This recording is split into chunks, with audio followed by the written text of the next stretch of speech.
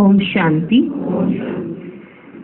बेहद का बाप समझाते हैं, शास्त्रों की पढ़ाई वे कोई पढ़ाई नहीं है, क्योंकि शास्त्रों की पढ़ाई में कोई एम ऑब्जेक्ट नहीं है। शास्त्रों से कोई दुनिया का पता नहीं पड़ता है। अमेरिका कहाँ है, किसने ढूंढी, ये बातें शास्त्रों में नहीं है। कहते हैं फलाने ने ढूंढी, दूसरे इलाके ढूंढते हैं अपने रहने के लिए। देखा मनुष्य बहुत होकर गए हैं, रहने लिए जमीन तो चाहिए ना। अब ये सब बातें पढ़ाई की हैं, इसको एजुकेशन कहा जाता है। तुम्हारा भी ये एजुकेशन है। ये कहाँ है, वो कहाँ है, अमेरिका कहाँ है, लंदन कहाँ है, एशिया कहाँ है, यूरोप कहाँ है, ये क्या है? पढ़ाई है, ये एजुकेशन है। ठीक है, ये कोई शास्त्रों का ज्ञान नहीं है। ठीक है, तो एजुकेशन है। तो तुम्हारी भी ये एजुकेशन है। इसको आश्रम कहें अथवा यूनिवर्सिटी कहें या इंस्टीट्यूट कहें, इसमें सब आ जाता है। उस पढ़ाई के नक्शे आदि और है। शास्त्रों से रोशनी नहीं मिलती, पढ़ाई से रोशनी मिलती है। विचार करो, देखो शास्त्र पढ़ के रोशनी नहीं मिलती, वो उसी में घूमते रहते हैं शास्त्र पढ़ के। लेकिन पढ़ाई पढ़कर रोशनी मिलती है कि कौन कहाँ किस स्थान पर क्या क्या है जो रियल में है। तुम्हारी भी पढ़ाई है। बैकुंठ किसको कहा जाता है, ये ना उस पढ़ाई में है ना शास्त्रों की पढ़ाई में। अगर उस पढ़ाई वालों से पूछो बैकुंठ कहाँ है तो वो नहीं बता सकेंगे। अमेरिका कहाँ है, किस किस राज्यों से लगता है, कितने कितने देश उसके साथ हैं, वो सब बता देंगे उस पढ़ाई में। इस पढ़ाई में ऐसी बातें नहीं है। इस बात ना शास्त्रों में वो पढ़ाई में है कि हाँ भाई वो कहाँ है, ये कहाँ। तो अगर पूछा जाए उनसे कि बैकुंठ कहाँ है तो वो नहीं बता सकते। ना वो पढ़ाई करने वाले ना शास्त्र पढ़ने वाले ये नहीं बता सकते कि बैकुंठ कहाँ है। ये नॉलेज ही नहीं है जो एक बाप ही बतलाते हैं। मनुष्य तो कह देते स्वर्ग नर्क सब यहाँ ही है। बाप ही समझाते हैं स्वर्ग नर्क किसको कहा जाता है। ये बातें ना शास्त्रों में है ना उस एजुकेशन में है, ना उस पढ़ाई में स्वर्ग नर्क के बारे में पता है, ना शास्त्रों में है स्वर्ग नर्क का है। तो नई बातें होने कारण मनुष्य मूंझते हैं। कहते हैं ऐसा ज्ञान तो कभी सुना ही नहीं, हमने कभी सुना ही नहीं कि स्वर्ग इतना होगा, ये होगा, वो होगा। ये तो कोई नई बातें सुनाते हैं इनकी। ये तो नई वंडरफुल बातें हैं जो कभी कोई ने नहीं सुनाई हैं। है भी बरोबर नई बातें, ना उस एजुकेशन वाले सुना सकते ना सन्यासी आदि सुना सकते। बैकुंठ कहाँ है, स्वर्ग नर्क कहाँ है, उस एजुकेशन वाले नहीं सुना सकते, ना शास्त्र वाले सुना सकते, ना सुनाएंगे। इसलिए परम पिता परमात्मा को ही ज्ञान का सागर कहा जाता है। नॉलेजफुल सिर्फ एक परम पिता परमात्मा ही है जो सब कुछ बता सकते। अमेरिका कहाँ है, लंदन कहाँ है, वो भी बता देंगे। क्या कहेंगे, जहाँ मेरे बच्चे रहते हैं वहाँ अमेरिका है। हाँ, कितने कितने देशों से लगता है। हाँ, इन चीजों में नहीं जाते है बाबा, जाते रहेंगे। हाँ, ऐसे नहीं बताएंगे। अब कई बच्चे बड़े ऐसे पूछते, बाबा को तो सब कुछ पता होगा, बाबा बताओ मैं कल क्या कर रहा था। आपने तो देखा होगा अपने कैमरे में, कल मैंने क्या क्या किया, आप मुझे जरा आज बताओ, तब मैं मानूं कि आप आए हो लोग। हाँ, आपने देखा होगा ना कल मैंने क्या किया, अभी जरा बताओ मुझे। तो ऐसी बातें बाप नहीं बताते। यह तो नई वंडरफुल बातें हैं जो कोई कभी ने नहीं सुनाई है भी बरोबर नई बातें। ना उस एजुकेशन वाले सुना सकते, ना सन्यासी आदि सुना सकते। इसलिए परम पिता परमात्मा को ही ज्ञान का सागर कहा जाता है। बेहद की हिस्ट्री ज्योग्राफी भी समझाते हैं। वो हद की बताएंगे यहाँ अमेरिका या लंदन है, ये बाप जो बेहद की हिस्ट्री जो पहले अमेरिका लंदन था ही नहीं, ये भी बाप ही नहीं बताता है। पहले उनको थोड़ा पता है कि कितने समय बाद तो लाखों करोड़ों कह देंगे, तो उनको तो पता नहीं। ना उस पढ़ाई वालों को पता है ना सन्यासियों को पता है। लेकिन ये पता किसको है, एक बाप को बताया, और बाबा ने किसको बताया? हम बच्चों को बताया। कितनी वंडरफुल बात है कि बेहद की हिस्ट्री ज्योग्राफी बाबा हमें समझाते हैं। ज्ञान से स्वर्ग नर्क का विस्तार भी सुनाते हैं। ये नई बातें है ना, इस पढ़ाई में सब कुछ है। ज्ञान भी है, योग भी है, पढ़ाई भी है, भक्ति भी है। इस पढ़ाई में ज्ञान भी है, योग भी है, पढ़ाई भी है, भक्ति भी है। योग को भक्ति भी कह सकते हैं, क्योंकि एक के साथ योग लगाना, उनको याद करना होता है। वे भक्त लोग भी याद करते हैं, पूजा करते हैं, गाते हैं। वे भक्ति करना कोई योग नहीं कहेंगे, और कहेंगे हम तो भक्ति कर रहे हैं, तुम्हारा योग ही कर रहे हैं। हाँ, जिनको समझ नहीं आता कि भक्ति और योग में क्या अंतर है, याद में क्या अंतर है, तो कहीं ऐसे कहते हैं हम तो बाबा को याद ही करते हैं, पर अंदर से भक्ति चलती है। किस भी रूप में याद करें, बाबा तो बाबा ही है ना, सब में व्यापक है, तो ये तो भक्ति हो गई, ये योग थोड़ा हुआ। तो समझो जैसे मीरा थी, कृष्ण के साथ योग लगाती थी, उनको याद करती थी, परंतु उसको भक्ति कहा जाता, उसको योग नहीं कहेंगे। उनकी बुद्धि में कोई एम ऑब्जेक्ट नहीं है, इसको ज्ञान भी कहते, भक्ति भी कहते। योग लगाते हैं, एक को याद करते हैं। सतयुग में ना भक्ति होती ना ज्ञान, तो ना सतयुग में ना भक्ति है ना ज्ञान। संगम पर ज्ञान और भक्ति दोनों ही है, एक को याद करते हैं। और द्वापर से लेके सिर्फ भक्ति चलती आई है। किसको याद करना, उसको भक्ति कहते। यहाँ ये ज्ञान भी है, योग भी है और भक्ति भी है। वैराग्य नहीं है, अभी भक्ति चल रहा है, अभी वैराग्य नहीं समझाया बाबा ने, अभी आगे समझाएगा वैराग्य। ज्ञान भी है, भक्ति भी है, योग भी है, समझ सकते हैं। वे सिर्फ भक्त हैं तब उसे योग लगाते हैं, वो सिर्फ भक्त है, परंतु उनका है अनेकों से योग, इसलिए उनको भक्त कहते हैं। तुम्हारा यह है अव्यभिचारी योग, ये ज्ञान सागर खुद बैठ पढ़ाते हैं। बाबा ने समझाया ना कि कैसे योग को भक्ति कह सकते हैं, समझ में आया? हाँ, हम सबको समझ आ गया पक्का? उनसे योग लगाना होता है। वे तो आत्मा को ही नहीं जानते, हम तो जानते हैं। परम पिता परमात्मा बाप के साथ बुद्धि योग लगाने से हम बाप के पास चले जाएंगे, ये हमें पता है ना। ये ज्ञान भी है कि हम योग क्यों लगा रहे हैं। उनको ये ज्ञान नहीं है कि वो योग क्यों लगा रहे हैं, वो तो तत्व को याद कर रहे हैं। हाँ, हम उनको याद करेंगे तो उनके पास चले जाएंगे। वे हनुमान को याद करते हैं तो उनका साक्षात्कार हो जाता है, उनको व्यभिचारी कहा जाता। यह है अव्यभिचारी योग, सिर्फ एक बाप को याद करना है। तो इसमें ज्ञान, भक्ति, वैराग्य सब इकट्ठे हैं, और वे उन्हों का सब अलग अलग है। भक्ति अलग करेंगे, ज्ञान भी सिर्फ शास्त्रों का है, वैराग्य भी हद का है, थोड़े समय के लिए वैराग्य आता है। तो ज्ञान भी अलग, शास्त्रों का ज्ञान है, भक्ति भी अलग, तो वैराग्य भी, और हमारा सब इकट्ठा है। ज्ञान, भक्ति, वैराग्य हमारा सब इकट्ठा है, उनका अलग अलग। वह भर शिव को याद करते, परंतु विक्रम विनाश नहीं होंगे। वो भी शिव बाबा करते होंगे, कोई शिवलिंग की पूजा करता है तो शिव बाबा करता रहता है, पर उनके विक्रम विनाश नहीं होंगे, क्योंकि वे ऑक्यूपेशन को नहीं जानते। विक्रम विनाश होने का ज्ञान ही नहीं है। यहाँ तो बाप की याद से विक्रम विनाश होते हैं, वहाँ काशी कलवट खाते हैं तो उनके विक्रम विनाश होते हैं। भोगना भोगनी पड़ती है, ना गला कटवाते हैं ना, ऐसे अपनी बलि चढ़ाते हैं, या किसी उसकी बकरे की बलि चढ़वा देते हैं। ये बकरी की नहीं चढ़ाते? बकरी क्यों? बकरी की नहीं चढ़ाते? भोगना भोगनी पड़ती है, परंतु ऐसे नहीं कि तुम्हारे मुआफिक। देखो अब तुम्हारे से कंट्रास्ट बताते बाबा, भक्ति का भी समझा रहे और तुम्हारा भी समझा रहे। तुम तीनों इकट्ठे हैं, उनका तीनों अलग अलग है।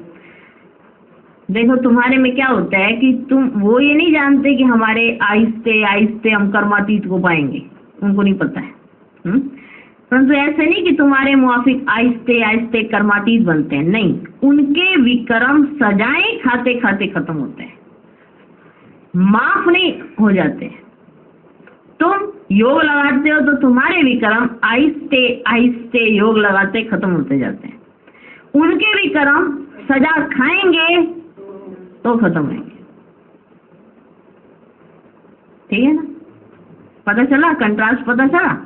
वो भक्ति जो करते हैं तो वो भोगना भोगनी उनको पड़ती है, तुमको भोगना नहीं भोगनी पड़ती है। तुम कर्मातीत होते जाते हो, तुम्हारे योग से भी कर्म विनाश हो जाते हैं, उनको भोगना भोग के भी कर्म विनाश कर देते हैं। समझ में आई? द्वापर वाली भक्ति के बाद क्या होता है और संगम की भक्ति में क्या अंतर है, कंट्रास्ट है, ये बाबा हमको समझाते हैं। उनके सजाएं खाते खाते होते हैं, माफ नहीं हो जाते हैं। तो ये पढ़ाई भी है, ज्ञान भी है, योग भी है, इसमें सब है। सिखलाने वाला एक ही बाप है। इनको आश्रम अथवा इंस्टीट्यूट कहा जाता है, लिखा हुआ बड़ा अच्छा है, प्रजापिता ब्रह्मा कुमारी ईश्वरीय विश्वविद्यालय। आगे ओम मंडली नाम रोंग था, बाबा आज कहते आगे जो पहले ओम मंडली नाम था ना वो रोंग था। अभी समझ आई है।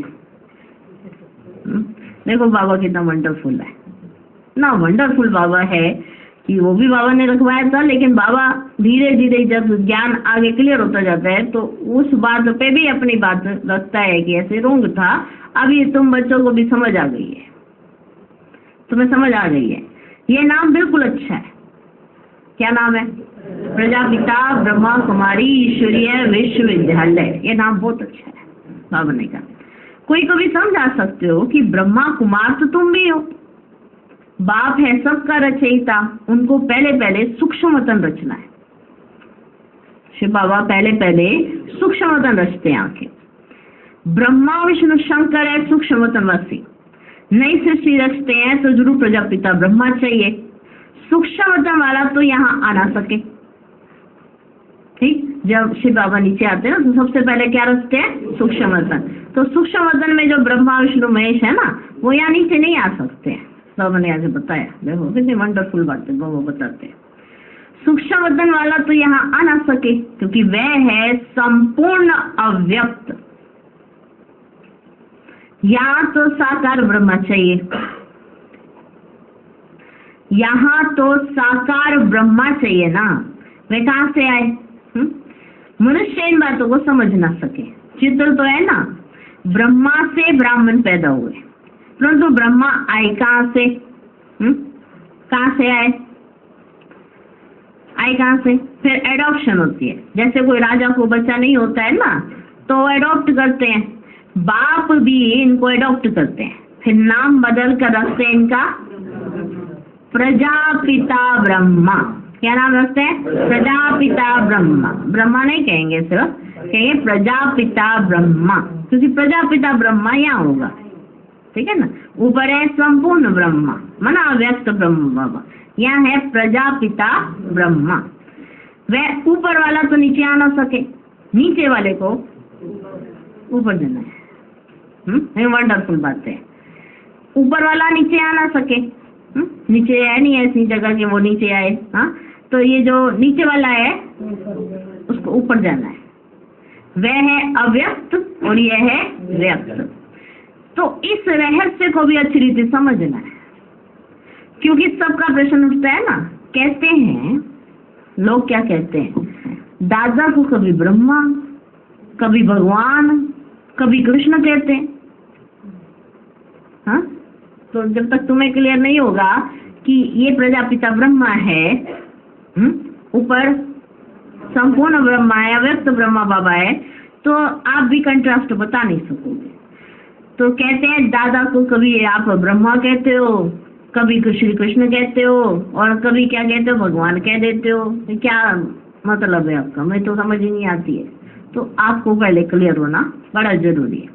तो इनको भगवान तो कहा नहीं जाता, बाकी ब्रह्मा और कृष्ण तो कह सकते हैं, क्योंकि कृष्ण सामरा बनता है तो जब रात है तब कहेंगे ब्रह्मा, जब दिन है तब कहेंगे कृष्ण। ये वंडरफुल बात है। जब रात है तब इन्हें कहेंगे ब्रह्मा, और जब दिन है तब कहेंगे श्री कृष्ण। कृष्ण की आत्मा का अभी ये अंतिम जन्म है, और यह श्री कृष्ण का है आदि का जन्म। यह है अंतिम जन्म, और श्री कृष्ण जब है वो है आदि का जन्म। ये क्लियर कर लिखना पड़े। 84 जन्म राधे कृष्ण के व लक्ष्मी नारायण के बताने पड़े। ब्रह्मा बाबा के 84 जन्म नहीं कहेंगे, 84 जन्म श्री कृष्ण या लक्ष्मी नारायण राधे कृष्ण इनके 84 जन्म बताने पड़े। यहाँ फिर उनको एडॉप्ट करते हैं तो ब्रह्मा का दिन ब्रह्मा की रात हो जाती, वही फिर लक्ष्मी नारायण का दिन और रात। उनकी वंशावली का भी फिर ऐसे ही हुआ, जो उनकी वंशावली में आएंगे तो उनका भी ऐसे ही चलेगा, दिन और रात।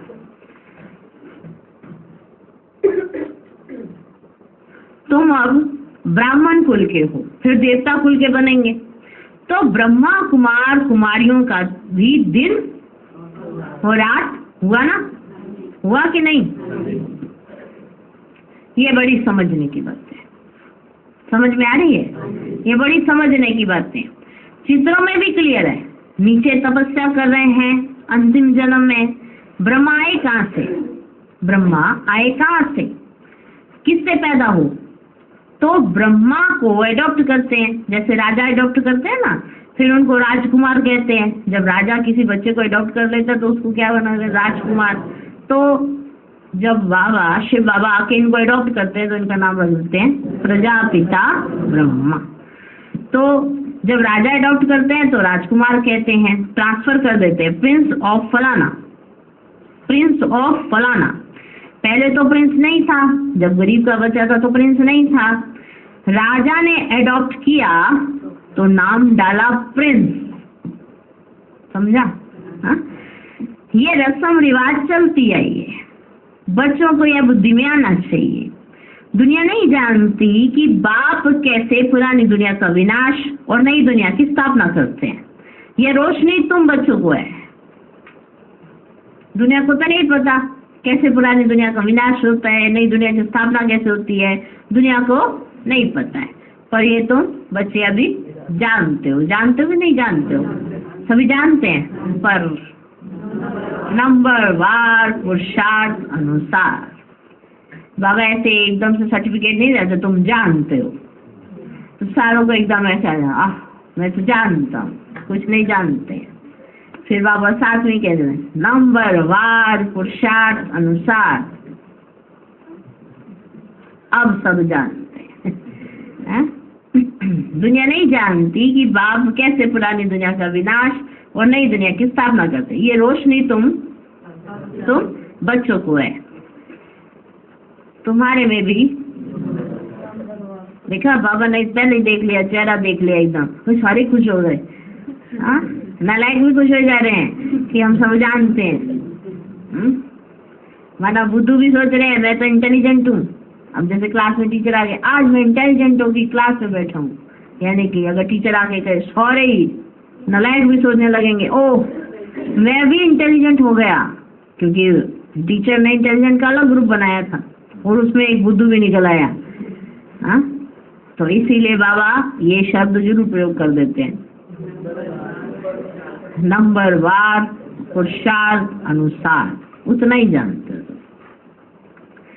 आगे चलकर छोटी छोटी बच्चियां भी बहुत तीखी होती जाएंगी। बाबा भी तीखी नहीं है? बाबा से पूछे तो तीखी नहीं है। बाबा ने कहा होती जाएंगी, क्योंकि कुमारियां हैं। लिखा हुआ भी है कि कुमारियों द्वारा बाण मरवाए, कुमारियों द्वारा बाण मरवाए। कुमारियों का चमत्कार नंबर 1 में गया है। मम्मा भी कुमारी है, सबसे तीखी गई है। कहा जाता है डॉटर शोज,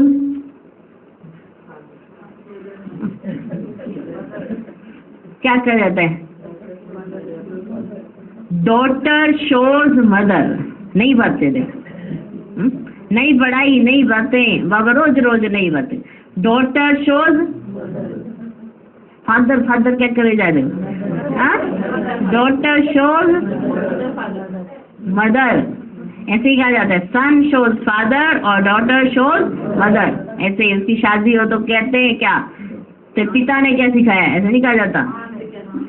माँ से क्या सीख के ही है, हाँ हाँ, ऐसे बोला जाता है कि यानी माँ से क्या सीख के आई है, ऐसे नहीं कहा जाता पिता से क्या सीख के आई है, पिता थोड़ा खाना बना रहा था।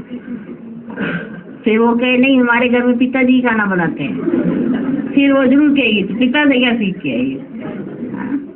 लेकिन यहाँ है डॉटर शोज मदर, कहा जाता है ना। तो मम्मा से बात चली, मम्मा ने कहा कि मम्मा भी कुमारी और सबसे सीखी गई है, तो कहा जाता है डॉटर शोज मदर। मदर तो नहीं बैठ कोई से बात करेगी, हाँ ये माँ तो हो गई गुप्त, वह मम्मा है प्रत्यक्ष। तो तुम शक्तियों अथवा बच्चों का काम है माँ का शो करना। तुम शक्तियों अथवा बच्चों का काम है माँ का शो करना, क्योंकि बाबा किनसे बात कर रहे हैं, कुमारियों से बात कर रहे हैं। तो कुमारियाँ किसके सानिध्य में ज्यादा रहती है, मम्मा के उसमें संपर्क में रहती है। तो बाबा ने कहा कि यहाँ पे ये नहीं कह सकते कि इनका शो करना, ब्रह्मा माँ का शो करना, अभी तुम कुमारियों से बाबा कहते हैं कि तुम माँ का शो करना। कि तो तुम शक्तियों अथवा बच्चों का काम है माँ का शो करना। बहुत अच्छी अच्छी बच्चियां भी हैं जिनका पुरुषार्थ अच्छा चलता है। कौरव संप्रदाय में भी किन्हों के मुख्य नाम है ना जो महारथी है, यहाँ भी महारथियों के नाम है। सबसे बड़ा है शिव बाबा, ऊंच से ऊंच भगवान, उनका ऊंचा ठाव है। वास्तव में ठाव माना रहने का स्थान। तो हम आत्माओं का भी ऊंच है स्थान। मनुष्य तो सिर्फ महिमा करते रहते, जानते कुछ भी नहीं। हम आत्माएं भी वहां की रहने वाली है, परंतु हमको जन्म मरण में आकर पाठ बजाना है। वे जन्म मरण में नहीं आते, पाठ उनका भी है, परंतु कैसे है यह भी तुम जानते हो। अभी तुम बच्चे समझते हो यह शिव बाबा का रथ है, यह शिव बाबा का रथ है। अश्व अथवा घोड़ा भी है, बाकी वे घोड़ा गाड़ी नहीं है, वे भी भूले हुए हैं। ये ड्रामा में नूंद है, क्योंकि वो घोड़ा गाड़ी कहने से उनको ये समझाओ, उनको समझ ही नहीं आता है कि ब्रह्मा बाबा के तन में आकर शिव बाबा ज्ञान सुनाते हैं, सच्चा गीता ज्ञान ये ऐसे दिया जाता है, तो उनको समझ ही नहीं आता। वो घोड़ा गाड़ी में ही उनको दिखाई दे रहा होता, कुरुक्षेत्र का मैदान और घोड़ा गाड़ी, जिसमें घोड़े पर सवार हैं श्री कृष्ण और उसमें रथ पे सवार हैं अर्जुन जी, ऐसे कहा जाता है। तो भूले बहुत हुई है, पर बाबा कहते ये भी ड्रामा में नूंद है। आधा कल्प हम भी भूल में भटकते भटकते एकदम भटक जाते हैं। अभी रोशनी मिली है तो बहुत खबरदार हो पड़े। जैसे ही ज्ञान मिलता है ना, उनको समझ आ जाती है कि ये काम ऐसे नहीं करने, ऐसे बोलना भी नहीं है। कई श्री कृष्ण ने ज्ञान दिया गीता का और अंदर संकल्प में भी नहीं आ रहा, अरे क्या बोल रहे हैं। तो हम अभी भटकते भटकते भटक गए थे, लेकिन अब हमें बहुत रोशनी मिली है, तो हम क्या हो गए हैं, खबरदार। क्या हो गए हैं, खबरदार। जानते ये पुरानी दुनिया खत्म होनी है, जानते हो कि नहीं जानते हो? पक्का पक्का। हमको नष्टो मोहा बनना है। अब चली वैराग्य की बात। सुना, ज्ञान भक्ति वैराग्य तीनों आज पूरी टोटल उसमें बाबा हमको समझाते, ये तीनों संगम पर है। तो बाबा ने कहा तुम जानते हो ना रोशनी मिली और खबरदार हो गए। खबरदार हुए, जानते हैं ये पुरानी दुनिया खत्म हो जानी, हमको नष्ट मोहा बनना है। कमल फूल समान ग्रस्त व्यवहार में रहते नष्ट मोहा बनने का पुरुषार्थ करना है। तोड़ तो सबसे निभाना है, साथ भी रहना है। ये भट्टी भी बननी थी जैसे कल्प पहले बनी थी। अभी तो कहते हैं, अभी शिव बाबा क्या कहते हैं, ग्रस्त व्यवहार में रह मेहनत करनी है। यहाँ घर बार छोड़ने की बात ही नहीं। हम तो घर में बैठे हैं ना, कितने बच्चे हैं, लौकिक भी थे ना, छोड़ा कुछ भी नहीं है। सन्यासी तो जंगल में चले जाते हैं। बाबा कहते हैं लौकिक भी बच्चे तो थे ना साथ में, कुछ भी छोड़ा क्या, नहीं छोड़ा। सिर्फ पवित्र बनना, हमें याद रहना चाहिए कि हमें पवित्र रहना है। सन्यासी तो जंगल में चले जाते हैं, हम तो शहर में बैठे हैं। तो उनसे तोड़ निभाना है, बाप की रचना है। बाप कमा कर बच्चे को वर्षा देते हैं। पहले तो वर्षा देते काम विकार का, वो बाप कमा कर बच्चे को पहला वर्षा देते काम विकार का, फिर उनसे छुड़ाकर निर्विकारी बनाने का काम सिर्फ एक शिव बाबा का है। ऐसे भी होते हैं, कहाँ बच्चे माँ बाप को ज्ञान देते हैं और कहाँ बाप बच्चों को ज्ञान देते हैं। कहीं पर बच्चे पहले ज्ञान में चल पड़ते हैं और कहीं पर माँ बाप ज्ञान में चल पड़ते हैं। तो ऐसा होता है। ये है ही राजयोग और वह है हठ योग। आत्मा को नॉलेज मिलती है परमात्मा से। मैं, ब्रह्मा बाबा कहते, मैं राजाओं का राजा था, अब रंक बना हूँ। रंक से राव गाया हुआ है। बच्चे जानते हैं हम जो सूर्यवंशी थे अभी शूद्रवंशी बने। क्या बने? शूद्रवंशी। ये भी समझाना पड़ता है नर्क और स्वर्ग अलग अलग है। मनुष्य ये नहीं जानते और तुम्हारे में भी कितने बच्चे कुछ नहीं जानते, अच्छी तरह से नहीं जानते, क्योंकि तकदीर में नहीं है तो पुरुषार्थ क्या करेंगे। किन की तकदीर में कुछ नहीं है और किन की तकदीर में सब कुछ है। और ये हर एक अपने पुरुषार्थ से समझ सकता है। बिना पुरुषार्थ के तकदीर नहीं बनती और बिना तकदीर के पुरुषार्थ नहीं होता। ऐसा नहीं कहा जा सकता। और आज की लाइन में तो कह सकते हैं, पर पुरुषार्थ करेंगे तो बनेगी तकदीर। तकदीर पुरुषार्थ कराती है, तकदीर नहीं है तो पुरुषार्थ क्या करेंगे। एक ही स्कूल है, चलता रहता है। कोई बच्चे आधा में गिर पड़ते, कोई चलते चलते मर पड़ते। जन्म लेना और मरना बहुत होता है। पैदा होते कई बच्चे और फिर मर जाते हैं, माना वहां के नहीं, यहाँ पे ज्ञान मार्ग में। ये नॉलेज कितनी वंडरफुल है।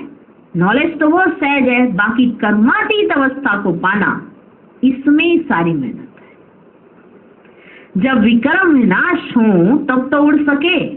ध्यान से ज्ञान श्रेष्ठ है और ध्यान में माया के विघ्न बहुत पड़ते हैं, इसलिए ध्यान से ज्ञान अच्छा है। ऐसे नहीं कि योग से ज्ञान अच्छा, ऐसा नहीं है। ध्यान के लिए कहा जाता है। ध्यान में जाने वाले आज है ही नहीं। जो ध्यान में जाते थे आज वो है ही नहीं। योग में तो कमाई होती है, विक्रम विनाश होते हैं। ध्यान में कोई कमाई नहीं है। ज्ञान और योग में कमाई है। ठीक, ज्ञान और योग बिगैर हेल्दी वेल्दी बन नहीं सकते। फिर ये घूमने फिरने की एक आदत पड़ जाती है। घूमने फिरने माना ध्यान में जाने की, सीधा ही ऊपर। कहाँ जा रहे हैं कुछ पता नहीं, सैर करने चले गए, ठीक है, ऊपर चले गए, तो एक आदत पड़ जाती है ऐसा करने की। ठीक है, बाबा कहते हैं ठीक नहीं, क्योंकि वो अपने आप को बहुत बड़ा समझने लग जाते हैं। कईयों के अंदर अभिमान ऐसा आ जाता है कि हम तो ऊपर जाके ही पता कर लेंगे, आप साकार में क्या कर रहे हो, आपसे क्या करना हमने पता करके, आपकी राय हमको उचित नहीं लगती। ऊपर जाएंगे और हम ऊपर से ही पता करके आएंगे। तो ध्यान में जाने की आदत पड़ जाती है, वो ये इसमें बहुत नुकसान हो जाता है। वो जो ध्यान में जाने वाले हैं वो आज है ही नहीं। ध्यान नुकसान बहुत करता है। ज्ञान भी है सेकंड का, योग कोई सेकंड का नहीं है। जहाँ जीना है वहाँ योग लगाते रहना है। ज्ञान तो सहज है, बाकी एवर हेल्दी निरोगी बनना, इसमें मेहनत है। सवेरे उठकर याद में बैठने में भी विघ्न बहुत पड़ते हैं। पॉइंट्स निकालते हैं तो भी बुद्धि कहाँ की कहाँ चली जाती है। सबसे जास्ती तूफान तो पहले नंबर वाले को ही आएंगे ना, शिव बाबा को तो नहीं आ सकते। बाबा हमेशा समझाते रहते हैं तूफान तो बहुत आएंगे, जितना याद में रहने की कोशिश करेंगे उतना तूफान बहुत आएंगे। उनसे डरना नहीं है, याद में रहना है, स्थिर होना है। तूफान कोई हिला ना सके, यह अंत की अवस्था है। यह है रूहानी रेस। शिव बाबा को याद करते रहो। यह भी समझने की और धारण करने की बातें हैं। धन दान नहीं करेंगे तो धारणा नहीं होगी। धन दान नहीं करेंगे तो धारणा नहीं होगी। पुरुषार्थ करना चाहिए। 2 बाप की पॉइंट्स को इसको समझाना बहुत इजी है। यह भी तुम ही जानते हो कि बाप यह भी तुम ही जानते हो बाप 21 जन्मों का वर्षा देते हैं। तुम कहेंगे लक्ष्मी नारायण को बाप से 21 जन्मों का वर्षा मिला है। बाप ने उनको राजयोग सिखलाया और कोई मुख से कह ना सके उन्हें भगवान ने ये वर्षा दिया है। दुनिया में कोई किस बात में खुश होते, तुम जिस बात में खुश हो उसको कोई नहीं जानते। दुनिया कोई किस बात में खुश हो जाती है, आज मेरी गाड़ी आ गई है उसमें खुश हो जाती है, आज हमारे घर AC लगा है खुश हो जाते हैं, आज हमने एक नया बंगला लिया है खुश हो जाते हैं। ठीक है, और कुछ ही समय के बाद खुशी गायब हो जाती है। वो किस बात में खुश होते हैं, किस बात में, हर एक की अलग अलग है। ठीक है ना। वहीं किसी के पास 4 गाड़ियां थी, एक और जाके गिफ्ट कर दी तो खुश नहीं होएगा। माना किसी ने बड़ी गाड़ी ली हुई थी, जाके छोटी A-स्टार गिफ्ट कर दी, मारुति गिफ्ट कर दी, खुश हो जाएगा? नहीं खुश होएगा। माना अरे गाड़ी गिफ्ट की है, खुश हो जाओ, नहीं, क्योंकि उससे बड़ी कोई चीज मिलेगी तो खुश होंगे। लेकिन वो किस बात में खुश होते हैं, फिर कोई किस बात में खुश होता है, लेकिन तुम्हारी खुशी, तुम किस बात में खुश हो ये कोई नहीं जानते। मनुष्य तो अल्पकाल क्षण भंगुर के लिए खुशी मनाते। तुम हो सच्चे ब्राह्मण कुलभूषण। ठीक है, वो क्या करते हैं, किसी का बर्थडे हो गया, किसी को पार्टी कर दी, कुछ ऐसा कर दिया, खुश हो जाते हैं। और पैसे जब जा रहे होते हैं अंदर से दुख भी होती है, जब लास्ट में जब सारा वो देख रहे होते हैं, अरे इतना खर्चा हो गया, अगली बार का त्योहार ये थोड़ा कम मनाएंगे। ठीक है, इतना खर्चा नहीं करेंगे। तो वो मनाते हुए भी खुश नहीं हो पाते, करते हुए भी खुश नहीं हो पाते हैं, क्योंकि विचार नहीं मिलते हैं। और तुम्हारी खुशी तो क्या कहते, भगवान तुम्हें खुश, इतनी खुशी की खुराक देता, रोज ही उत्सव है। तुम हो सच्चे ब्राह्मण कुलभूषण, जो योगी और ज्ञानी हो। तुम्हारे इस अतीन्द्रिय सुख की खुशी को और कोई जान नहीं सकते। तुम किस बात से खुश हो ये कोई नहीं जान सकते। वह तो क्या क्या माथा मारते रहते हैं, मून पर जाने का पुरुषार्थ करते हैं। किसी को माना चांद पर जाने का पुरुषार्थ करते हैं, किसी को मिल जाए इस बार चांद पे आप जा सकती हैं, इस बार आप जा सकते हैं, वो खुश हो जाएंगे। इतनी पार्टियां करेंगे, सब कुछ, हम चांद पे जाने वाले हैं, चांद पे जाने, जिनको खुशी है। आपको कोई कहे चांद पे जाना है, हाँ हम तो रोज जाते हैं चांद पे। हमें क्या करना है, इतना पैसा खर्च करके और इतने मोटे मोटे कपड़े पहन के ऊपर जाके ऐसे ऐसे कूदने से क्या करना है, हम यही कूद लेंगे।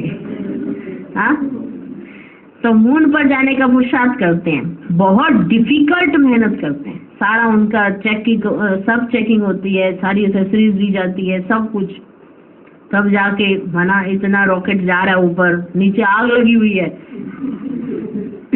ऊपर गए हैं, ऊपर गए हैं तो वापिस आएंगे, पहले ही डर होता है नीचे वालों को। जो ऊपर वाले तो जा रहे हैं तो जा ही रहे हैं, वो ये नहीं सोचेंगे हम नीचे उतरेंगे कि नहीं उतरेंगे, उनको पहले ही सोच में होता है हम आएंगे ही आएंगे। अब ऊपर गए, नीचे बीच में मोरी हो गई, ऊपर उतर के देख भी आए, वापस आई नहीं। कितनी डिफिकल्टी, कितनी मेहनत करते हैं। चलो वो भी एक ड्रामा में एक पार्ट है कि वो वहां तक ही जा सकते हैं, सिर्फ हम तो उससे भी पार जा सकते हैं। अभी जाओ तो अभी जल्दी जा सकते हैं, कोई खर्चा नहीं, बगैर खर्चे। रॉकेट छोड़ा, पहुंच गए। मून पर जाने का पुरुषार्थ करते हैं, बहुत डिफिकल्ट मेहनत करते हैं, उन सब की मेहनत बर्बाद हो जानी है, उन सब की मेहनत बर्बाद हो जानी है। तुम बिना कोई तकलीफ के ऐसी जगह जाने का पुरुषार्थ करते हो जहां और कोई जा ना सके। आज देखो विशेष मुरली में कई बार आया, जो तुम जानते हो और कोई जान ना सके, जहां तुम जा सकते हो वहां कोई जा ना सके, जो तुमको खुशी मिली है वो किसी को मिल ना सके। तो आज का ये होमवर्क है, ये नशे की पॉइंट्स सारी बीच में से ढूंढ के निकालना कि नशे की पॉइंट्स कौन कौन सी थी। तुम जा सकते हो और कोई जा ना सके, ठीक है। तुम्हें जो मिला वो कोई और पा ना सके, ठीक है। तो तुम बिना कोई तकलीफ के ऐसी जगह जाने का पुरुषार्थ करते हो जहां और कोई जा ना सके, एकदम ऊंच से ऊंच परम धाम में जाते हो। अच्छा, मीठे मीठे सिकिलधे बच्चों प्रति माता पिता बाप दादा का याद प्यार और गुड मॉर्निंग। रूहानी बाप की रूहानी बच्चों को नमस्ते। हम रूहानी बच्चों की भी रूहानी बाप दादा को नमस्ते नमस्ते नमस्ते। Good morning good morning good morning.